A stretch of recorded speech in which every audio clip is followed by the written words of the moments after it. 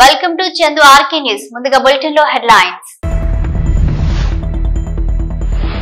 గన్నవరం మాజీ ఎమ్మెల్యే వల్లభనేని వంశీ 11 మంది అనుచరులను అదుపులోకి తీసుకున్న పోలీసులు.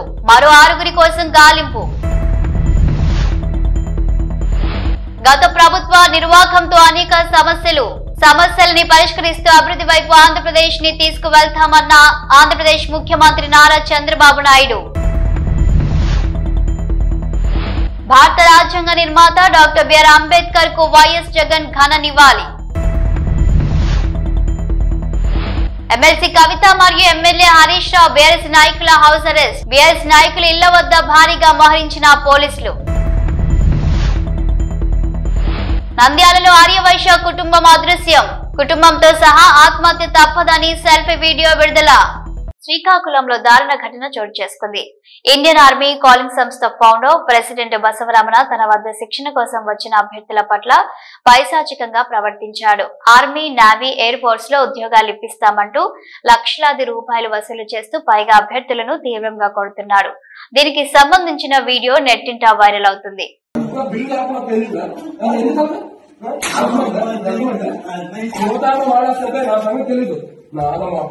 ఉద్యోగం సైతం వదులుతాను నీకు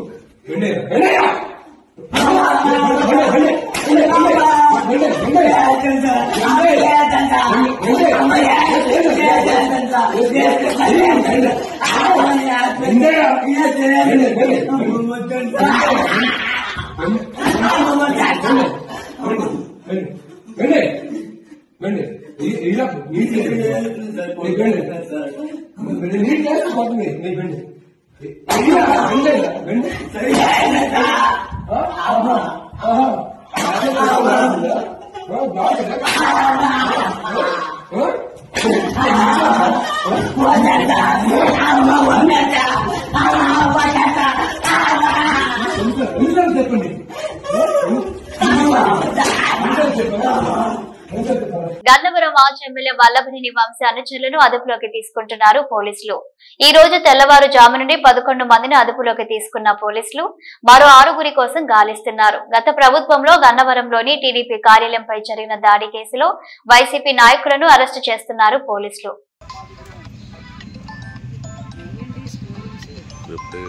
పంజాబ్ రాష్ట్రంలోని శంభు సరిహద్దు నిరసన ప్రదేశం నుంచి 101 మంది రైతులతో కూడిన బృందం ఈ రోజు దేశ రాజధాని ఢిల్లీకి మార్చిగా బయలుదేరుతుందని రైతు నాయకుడు స్వరణ్ సింగ్ పంధేర్ తెలిపారు. పంటల మద్దతు ధరకు చట్టబద్ధత కల్పించాలని డిమాండ్ చేయడంతో పాటు వివిధ సమస్యలను సత్వరమే పరిష్కరించాలని గత కొంతకాలంగా కేంద్ర ప్రభుత్వానికి వ్యతిరేకంగా రైతులు నిరసన చేస్తున్నారు.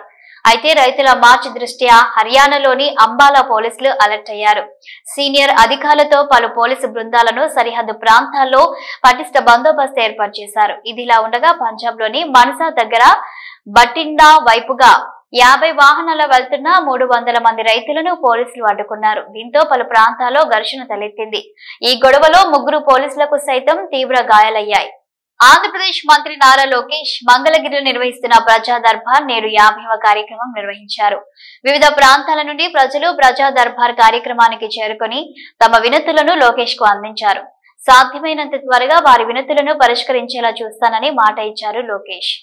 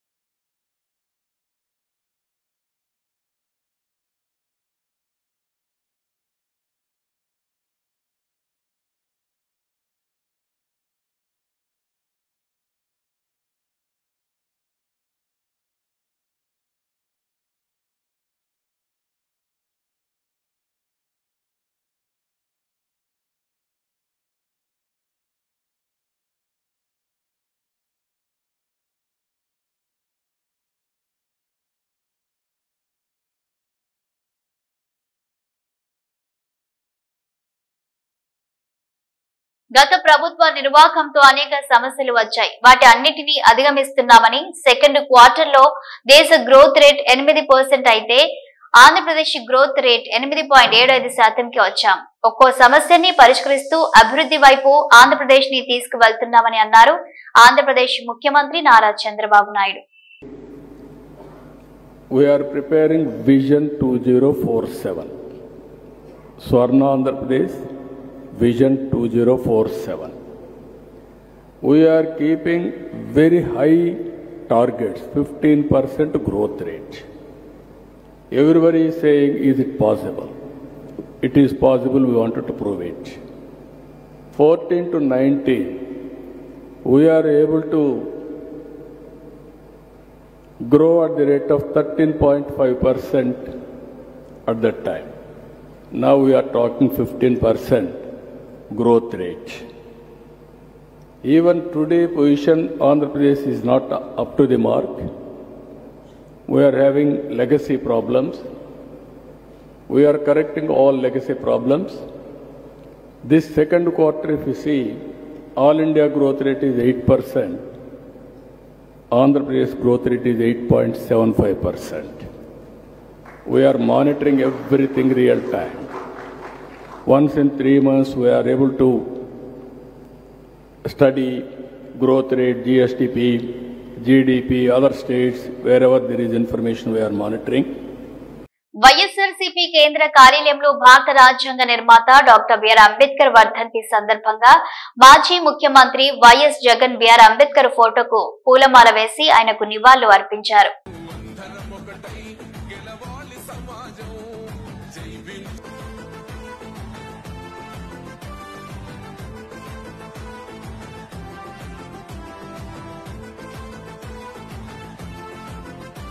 ఎమ్మెల్సీ కవిత మరియు ఎమ్మెల్యే హరీష్ రావులను వారి వారి ఇళ్లలో హౌస్ అరెస్ట్ చేశారు పోలీసులు. కవిత మరియు హరీష్ రావు ఇళ్ల ముందు భారీగా మోహరించారు పోలీసులు.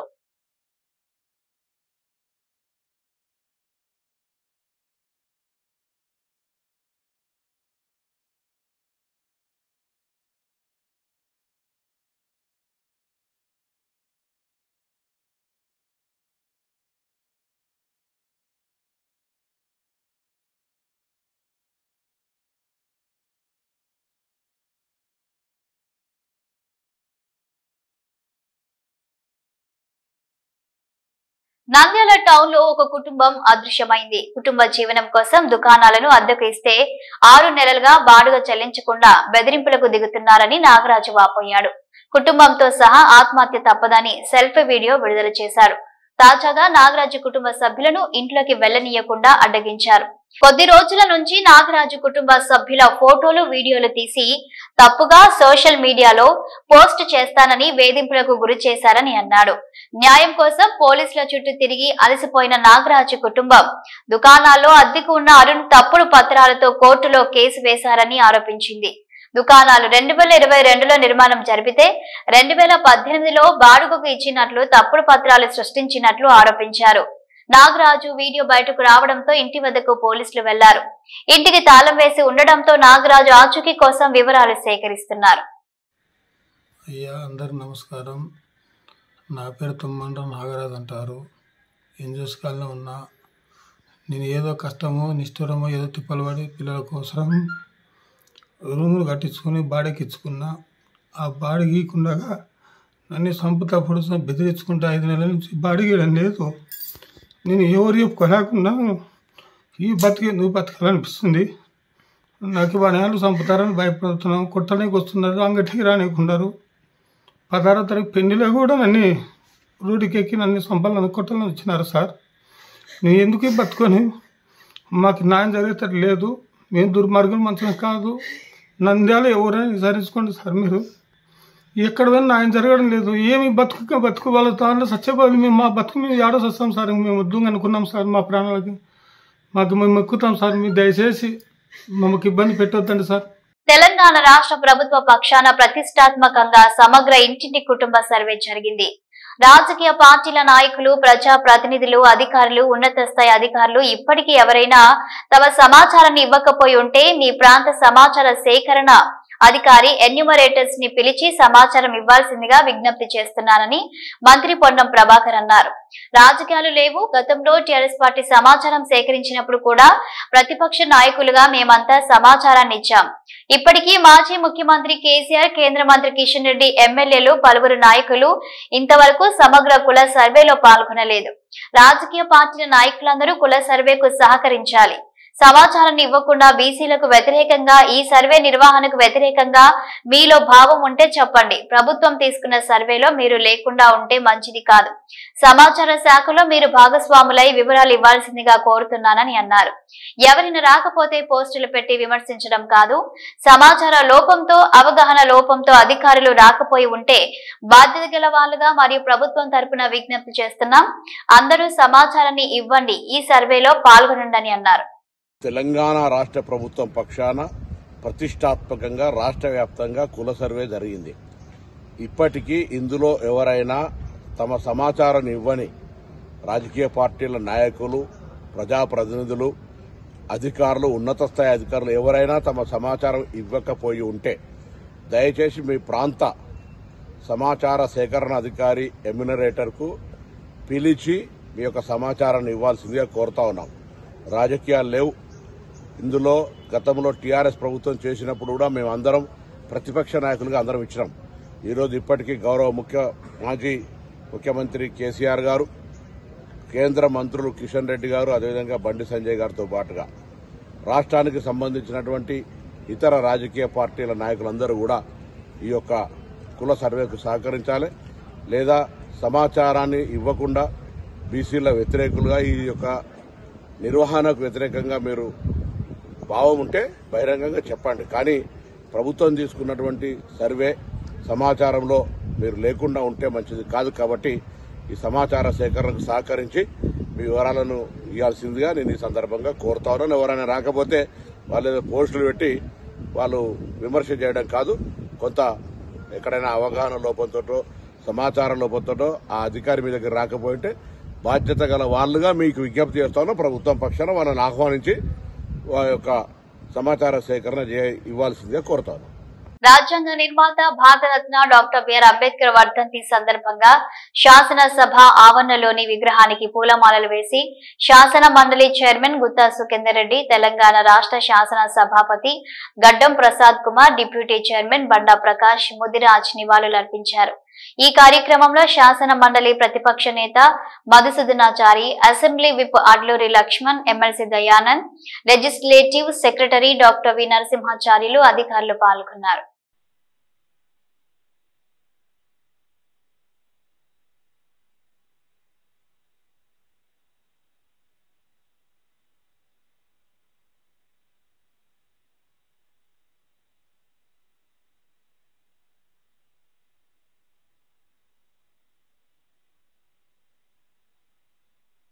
విజయవాడలో బ్లేడ్ బ్యాచ్ మరోసారి రెచ్చిపోయింది. Ajit Singh Nagar Roopalakshmi Sai bar and restaurant వద్ద పట్టుకూడి కోసం పాన్ షాప్ నిర్వహిస్తున్న విజయ్ కుమార్ పై ఒక తాగుబోతు దాడికి దిగాడు.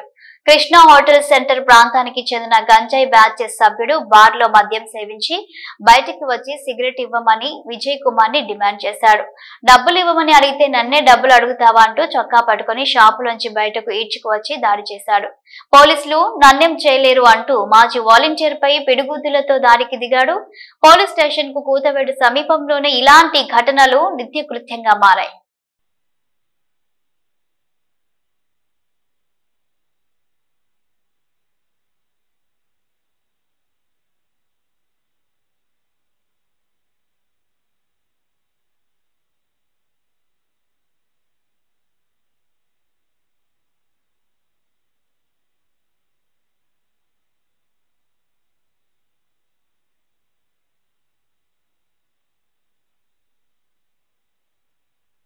దుర్గమ్మను దర్శించుకున్న కేంద్ర మంత్రి సురేష్ గోపి విజయవాడ కేంద్ర పెట్రోలియం, సహజ వాయువు, పర్యాటక శాఖ సహాయ మంత్రి సురేష్ గోపి శుక్రవారం ఇంద్రకీలాద్రిలో కనక దుర్గమ్మను దర్శించుకుని పూజలు జరిపారు. ఆయనకు అధికారులు ఆలయ మర్యాదలతో స్వాగతం పలికి అమ్మవారి దర్శనం కల్పించారు. తరువాత ఆలయ వేద పండితులు ఆయనకు వేద ఆశీర్వచనం చేసి అమ్మవారి శేషవస్త్రం, ప్రసాదంలో చిత్రపటం అందజేశారు.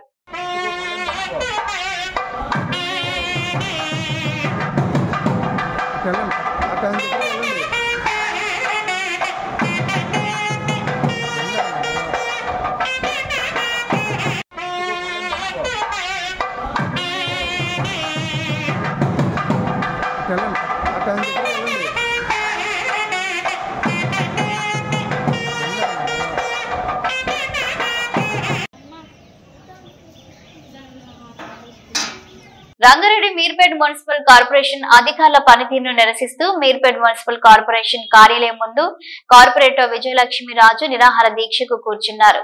మహేశ్వరం నియోజకవర్గం మీర్పేట్ మున్సిపల్ కార్పొరేషన్ జనప్రియ మహానగరంలో అక్రమంగా సెల్లార్ నిర్మాణాలు జరుగుతున్న మున్సిపల్ కమిషనర్ టౌన్ ప్లానింగ్ అధికారులు పట్టించుకోవడం లేదు.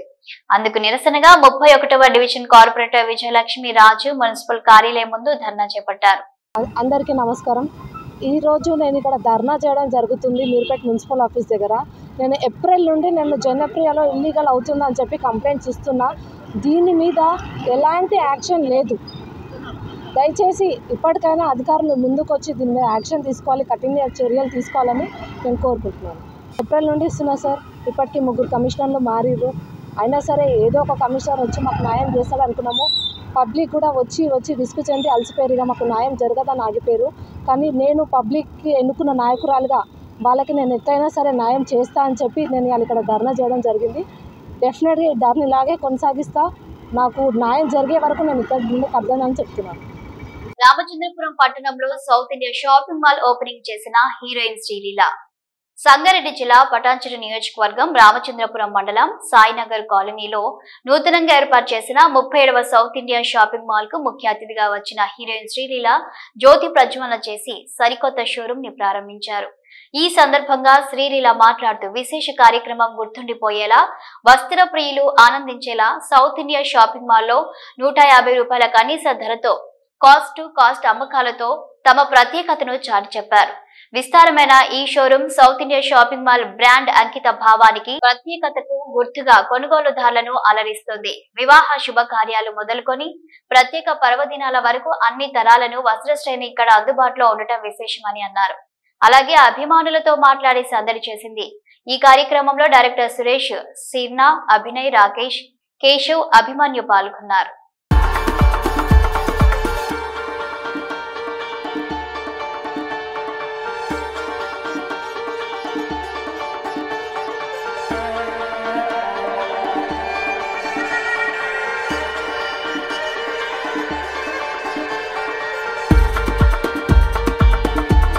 నమస్కారం. South India shopping mall 37th store open చేస్తున్నాం. అండ్ మన ట్విన్ స్టేట్స్లో maximum number of stores in South India. So I'm wishing them all the very best yet again. త్వరలో సౌత్ ఇండియా నుంచి pan India shopping mall అయిపోయింది. Thank you so much. అలాగే ఇప్పుడు వచ్చే పండుగలకైనా, festivals, Christmas పండుగ, new year, మళ్ళీ తర్వాత మన ఉగాది, ఇంకా వరుసగా పండుగ. ఇప్పుడే కలెక్షన్ స్టాక్ చేసుకొని పెట్టుకోవడం బెటర్, ఎందుకంటే వరుసగా ఆఫర్స్ కూడా ఉంటాయి. And lakhs varieties of options అదే. సో అందరు రండి, కొత్త స్టోర్ చాలా బాగుంది. ఫ్యామిలీ తోటి, ఫ్రెండ్స్ తోటి అందరూ వచ్చి షాపింగ్ చేయాలని మనస్ఫూర్తిగా కోరుకుంటున్నాను. కలుద్దాం ఇంకో 1 week లో. Thank you so much. Cinema చూసారా? Very very good. నేను కూడా అంతే, మీలాగా మీకు తెలియకుండా మీ పక్కనే కూర్చొని ఉంటా ఒక థియేటర్లో. So I'm very very happy.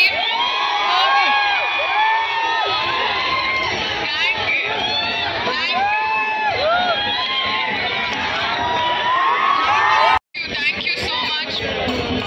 I love you too. I love you.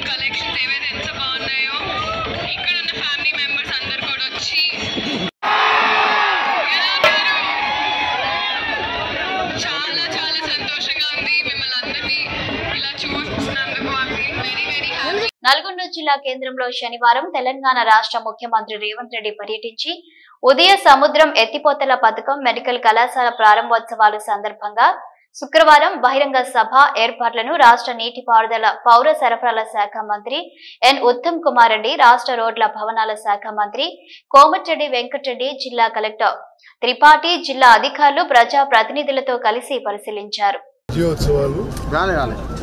నల్గొండలో ఈ వెన్యూలో ఒక అద్భుతమైన బహిరంగ సభ ద్వారా రాష్ట్రం మొత్తానికి ఒక మెసేజ్ పంపించుకున్నాము. మా ప్రభుత్వం సామాజిక న్యాయం, సోషల్ జస్టిస్, ఇంక్లూజివ్ గ్రోత్, అందరినీ కలుపుకొని అభివృద్ధి చెందడం, వెల్ఫేర్, డెవలప్మెంట్, ఈ వరంగల్ ఎయిర్పోర్ట్ కానీ కొన్ని చారిత్రాత్మక అభివృద్ధి కార్యక్రమాలతో ముందుకు పోతున్నాం. ఈ ప్రజలు మమ్మల్ని దీవించాలని చెప్పి, ఆశీర్వదించాలని చెప్పి కోరుకుంటున్నాం. ఇద్దరు సీనియర్ నాయకులు, 6 సంవత్సరాలు పిసిసి ప్రెసిడెంట్గా, 7 సార్లు ఎమ్మెల్యేగా, ఎంపీగా గెలిచిన వ్యక్తి, మన జిల్లాకి వెళ్ళి నీటిపారుదల, సివిల్ సప్లై మినిస్టర్గా నాతో సీనియర్తో పాటు ఈరోజు రేపటి సభ ఒక చరిత్ర సృష్టించే సభలాగా ఉండాలన్నది వారి కోరిక, నా కోరిక, మా ఎమ్మెల్యేల కోరిక. మేమందరం కూడా ప్రజలకు అదే పిలిపిస్తున్నాం. ఎందుకంటే రేపు 7వ తారీఖు రోజు లాస్ట్ ఇయర్ 2023లో ఇదే రేపు ముఖ్యమంత్రి గారు రేవంత్ రెడ్డి గారు మేము మంత్రులుగా ప్రమాణ స్వీకారం చేసిన రోజు 345 రోజులు అయింది. అందులో 100 రోజులు ఎంపీ ఎన్నికల ఎలక్షన్ కోడ్ పోయింది. 9 నెలల్లో ఎన్నో కార్యక్రమాలు చేసినాం. ఇరిగేషన్ సంబంధించి ఆగిపోయిన, అప్పుడు మేము వచ్చి కట్టిన ఆగిపోయిన ప్రాజెక్టు మొదలు పెట్టించిన వారు. ఉదాహరణకు ఎస్ఎల్బీసీ సొరంగం ఇప్పుడే బ్రాహ్మణ వేళ్ళ ఇప్పుడు పోయించిన వారు రివ్యూ చేసిండు. వారు నా రిక్వెస్ట్ మేరకు ముఖ్యమంత్రి గారు రిలీజ్ చేసి రేపు ఒక దాదాపు 400 కోట్లతో ల్యాండ్ ఎక్విజిషన్ డిస్ట్రిబ్యూట్ పూర్తి చేసి 3 నెలల్లో 50,000 ఎకరాలకు, ఆ తర్వాత ఇచ్చే విధంగా సొరంగాన్ని కూడా 3 సంవత్సరాల లోపే పూర్తి చేసే విధంగా మిగిలిన శివనగూడెం గారు అన్ని ప్రాజెక్టులు చేసే విధంగా చేస్తున్నాం. ప్రజలకు మేము ఇచ్చిన హామీలు మీకు తెలుసు, అన్నీ తెలుసు. రేపు ముఖ్యమంత్రి గారే చెప్తారు. ఇవి బులెటిన్ అప్డేట్స్.